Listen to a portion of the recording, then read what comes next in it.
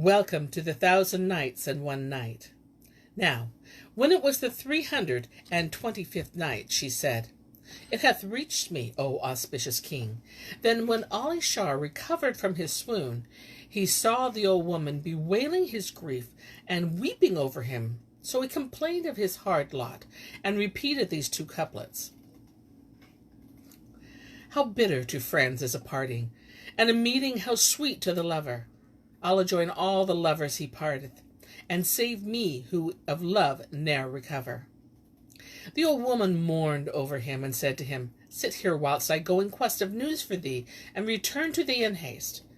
To hear is to obey, answered he. So she left him on good errand, and was absent till midday, when she returned and said to him, O Ali, I fear me thou must die in thy grief. Thou wilt never see thy beloved again, save on the bridge Al-Shamat. For the people of the Christian's house, when they rose in the morning, found that the window giving on the garden torn from its hinges, and Zummurrud missing, and with her a pair of saddlebags full of the Christian's money. And when I came thither, I saw the chief of police standing at the door, he and many, and there is no majesty, and there is no might, save Allah the glorious, the great. Now, as Ali Shar heard these words, the light in his sight was changed to the darkness of night, and he despaired of life, and made sure of death. Nor did he leave weeping till he lost his senses. When he revived, love and longing were sore upon him. There befell him a grievous sickness, and he kept his house a whole year, during which the old woman ceased not to bring him doctors, and ply him with pistines and diet drinks, and made him savory broths, till after 12 months ended his life returned to him. Then he recalled what had passed, and repeated these couplets. Severance, grief, torment, night most, union done to death, down railing, teardrops, heart fire torcheth, redoubled pine in one that hath no peace, for love and wake and woe he severeth. O Lord, if there be thing to joy my soul, deign thou bestow it while I breathe my breath. When the 2nd year began, the old woman said to him, O my son, all this thy weeping and wailing will not bring thee back thy mistress. Rise, therefore, gird the loins of resolution, and seek for her in the lands. Peradventure thou shalt light on some news of her. And she ceased not to exhort him and hearken him, till he took courage, and she carried him to the Hammam. Then she made him drink strong wine and eat white meats, and thus she did with him for an entire month, till he regained strength.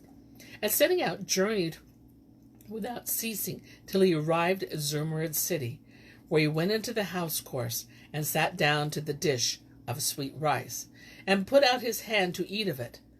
Now, when the folk saw this, they were concerned for him, and said to him, O young man, eat not of that dish, for whoso eateth thereof misfortune befalleth him. Answered he, Leave me to eat of it, and let them do with me what they will, so happily I shall be at rest from this wearying life. Accordingly, he ate a first mouthful, and Zummurrud was minded to have him brought before her. But then she bethought her that belike he was anhungered, and said to herself, It were proper to let him eat his fill. So he went on eating, while the folks looked at him in astonishment, waiting to see what would betide him. And when he satisfied himself, Zummurrud said to certain of her eunuchry, Go to yonder youth who eateth of the rice, and bring him to me in courteous guise, saying, Answer the summons of the king, who would have a word with thee, or some slight matter.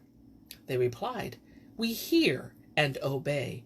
And going straightwards up to Ali Shar, said to him, O my lord, it pleaseth me to answer the summons of the king, and let thy heart be at ease. Quoth he, Hearkening and obedience, and followed the eunuchs. And Shahrazad perceived the dawn of the day, and ceased saying her permitted say. Now, when it was the 326th night, she said, It hath reached me, O auspicious king, that Ali Shar rejoined, Hearkening and obedience, and followed the eunuchs, whilst the people said to one another, There is no majesty, and there is no might, save in Allah the glorious, the great. I wonder what the king will do with him. And the others said, He will do him naught but good, for had he intended to harm him, he would not have suffered him to eat his fill. Now, when the castrados set him in presence of Zummurrud, he saluted and kissed the earth before her, while she returned her salutations and received him with honor. Then she asked him, "What may be thy name and trade, and what hath brought thee to our city?" And he answered, "O king, my name is Ali Shar. I am the sons of merchants of Khorasan, and the cause of my coming hither is to seek for a slave girl whom I have lost, for she was dearer to me than any hearing and my seeing, and indeed my soul cleaveth to her since I lost her, and such is my tale." So saying, she wept till he swooned away, whereupon she bade him sprinkle them with rose water on his face, which they did till he revived, when she said, "Here, with the table of sand and the brass pen." So they brought them with them, and took the pen, and struck a geomantic scheme, which she considered a while, and then cried, "Thou hast spoken sooth. Allah will grant thee speedy reunion with her, so be not troubled." Upon this, she commanded her head chamberlain to carry him to the bath, and afterwards to clothe him in handsome suit of royal apparel, and mount him on one of the best of the king's horses, and finally bring him to the palace at the last of the day. So the chamberlain, after saying, "I hear and obey," took him away, whilst the folk began to say one to another, "What maketh the king deal thus courteously with this yonder youth?" And quoth one, "Did I not tell you that he would do him no harm? For he is of fair aspect, and this I knew ever since the king suffered him to eat his fill." And each said to his say, after which they all dispersed and went their ways. As for Zummurrud, she thought the night would never cease come, that she might be alone with the beloved of her heart. As soon as it was dark, she withdrew to her sleeping chamber, and made her attendants think her overcome with sleep. And it was her wont to suffer none to pass the night with her, save those 2 little eunuchs who waited upon her. After a while, when she had composed herself, she sent for her dear Ali Shar, and sat down upon the bed with candles burning over her head and feet, and hanging lamps of gold lighting up the place like the rising sun. And when the people heard of her sending for Ali Shar, they marveled thereat, and each man thought his thought, and said it in his way.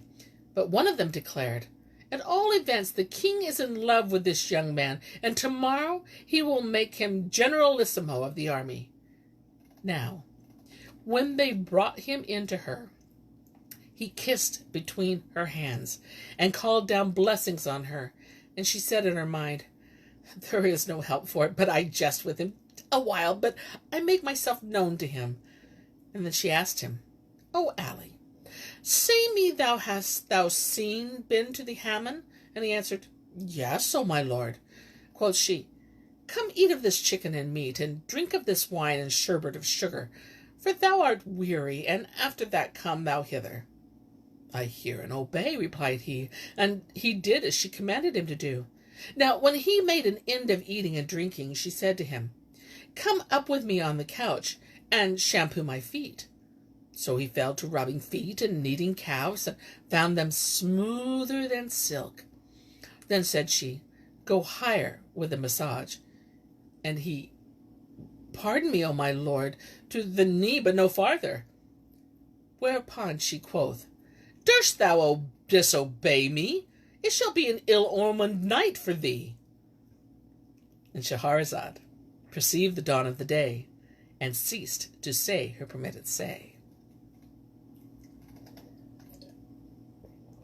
Now, when it was the 327th night, she said, "It hath reached me, O auspicious king, that Zummurrud cried to her lord Ali Shar, 'Durst thou disobey me? It shall be an ill-omened night for thee.' Nay, but it behoveth thee to do my bidding, and I will make thee my minion, and appoint thee one of my emirs." Asked Ali Shar, "And in what must I do thy bidding, O king of the age?" And she answered, "Doff thy trousers, and lie down on thy face." Quoth he, "That is a thing in my life I never did, and if thou force me thereto, verily I will accuse thee thereof before Allah on resurrection day. Take everything thou hast given me, and let me go from thy city. And he wept, and he lamented, but she said, Doff thy trousers, and lie down on thy face, and I will strike off thy head. So he did as she bade him, and she mounted upon his back, and he felt what was softer than silk and smoother than cream, and said in himself, Of a truth, this king is nicer than all the women. Now for a time she abode on his back, then she turned over on the bed, and he said to himself, Praised be Allah! It seemeth his yard is not standing.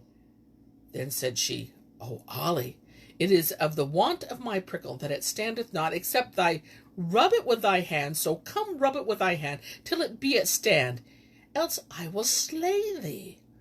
So saying, she lay down on her back, and taking his hand, set it to her parts, and he found these same parts softer than silk, white, plumpy, rounded, protuberant, resembling for heat the hot room of the bath of the heart of a lover whose love-longing hath wasted.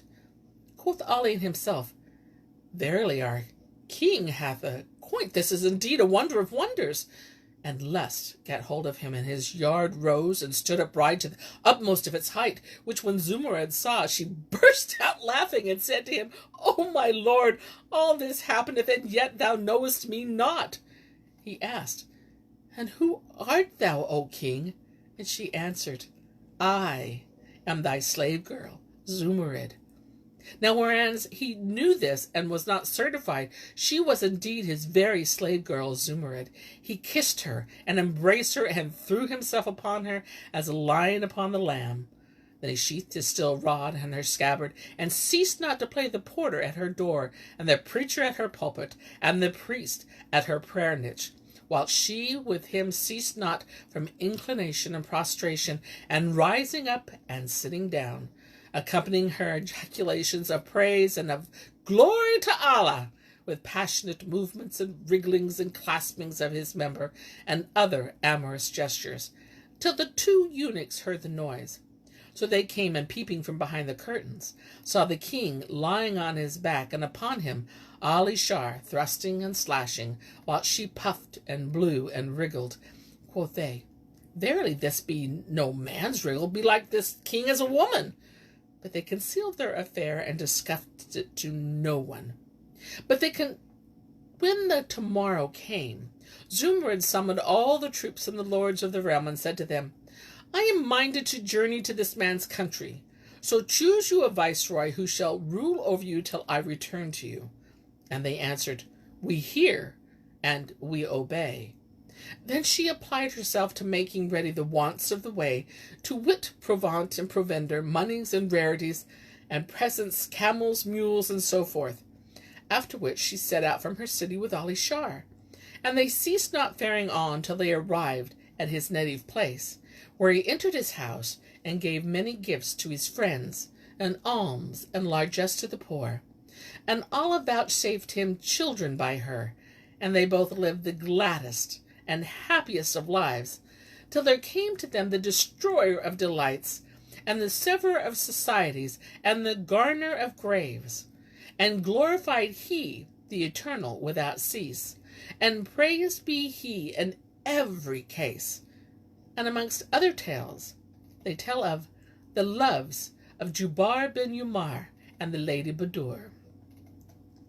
It is related that the commander of the faithful, Harun al-Rashid, was uneasy one night and could not sleep, so that he ceased not to toss from side to side for very restlessness, till growing weary of this, he called Masrur and said to him, Ho, Masrur, find me someone who may solace me in this my wakefulness.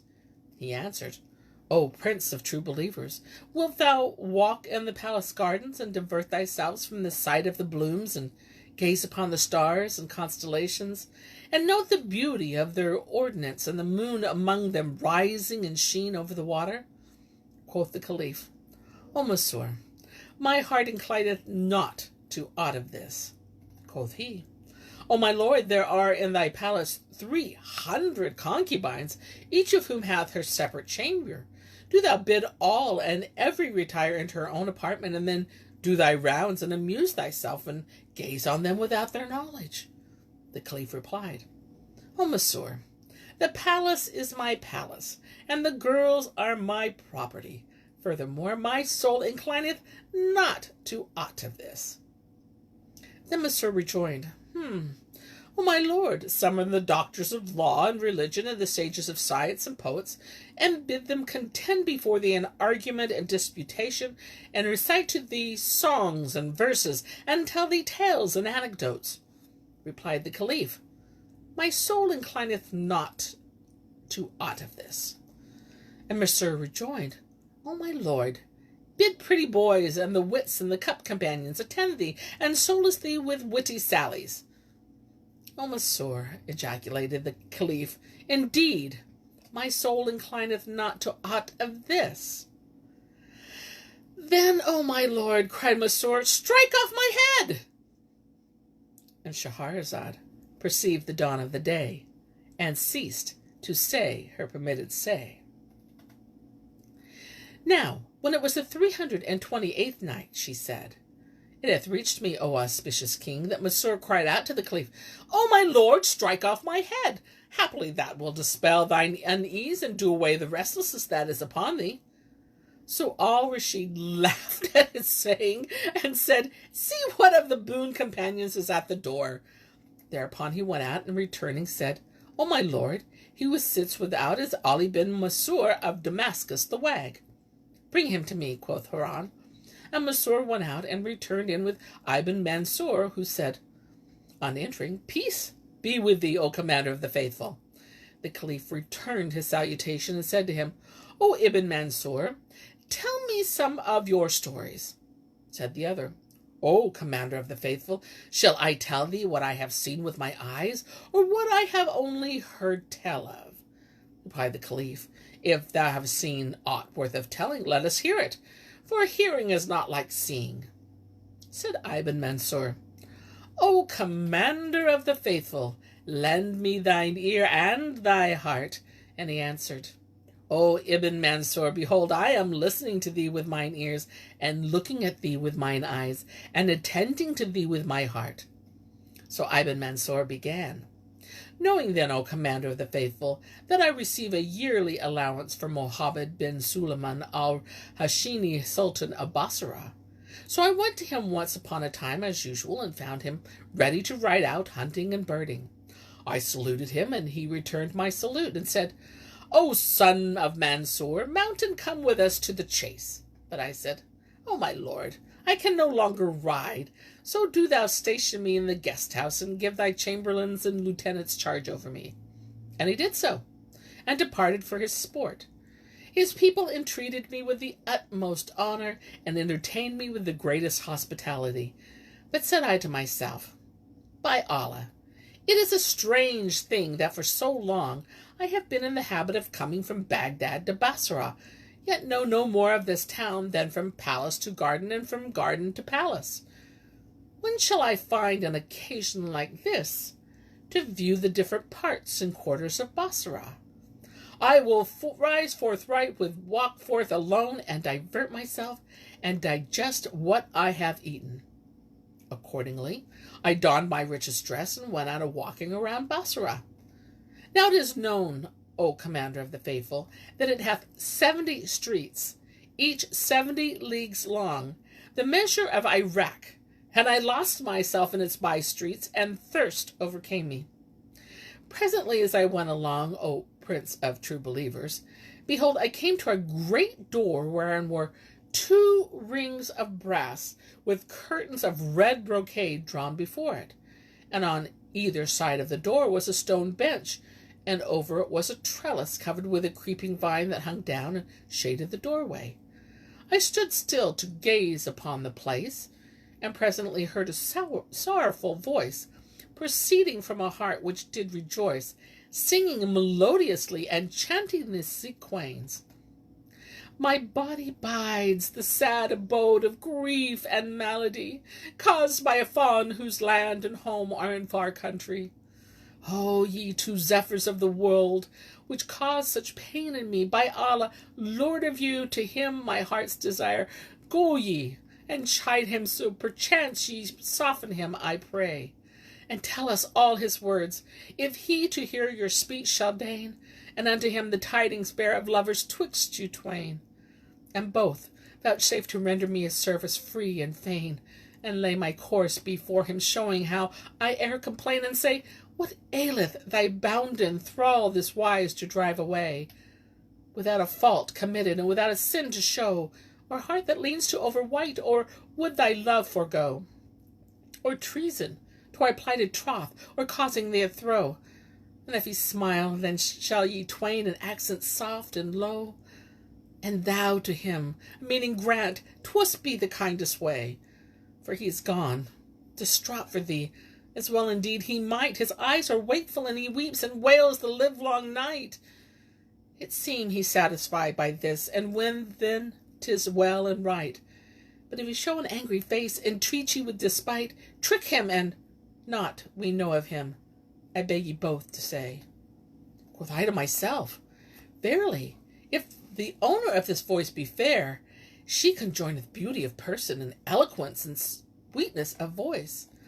Then I drew near the door, and began raising the curtain little by little, when lo, I beheld a damsel, white as a full moon, when it mooneth on its 14th night, with joined eyebrows twain, and languorous lids of eyne, breasts like pomegranates twin, and dainty lips like double carnelian, a mouth as it were the seal of Solomon, and teeth ranged in a line that played with the reason of proser and rhyme, even as saith the poet.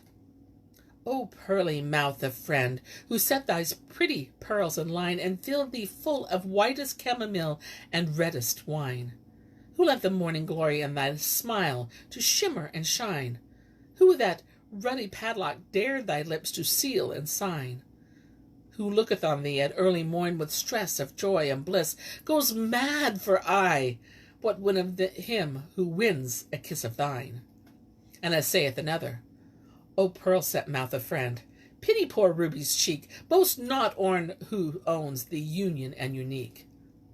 In brief, she comprised all varieties of loveliness, and was a seduction to men and women, nor could the gazer satisfy himself with the sights of her charms, for she was, as the poet saith of her, when comes she, slays she, and when back she turns, she makes all men regard with loving eyes, a very sun, a very moon, but still from hurt and harmful ills her nature flies. Hope's Eden garden, when she shows herself, and full moon see we o'er her necklace rise. Now, as I was looking at her through an opening of the curtain, behold, she turned, and seeing me standing at the door, said to her handmaid, See who is at the door.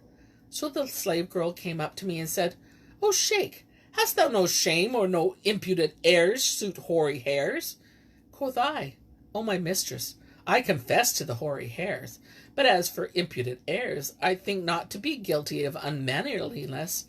Then the mistress broke in, And what can be more unmannerly than to intrude thyself upon a house other than thy house, and gaze on a harem other than thy harem? I pleaded, O my lady, I have an excuse. And when she asked, And what is thine excuse? I answered, I am a stranger, and I am so thirsty that I am well nigh dead of thirst. She rejoined, We accept thine excuse. And Shahrazad perceived the dawn of the day, and ceased to say her permitted say. And so do I cease my tale for the day, till it be morrow.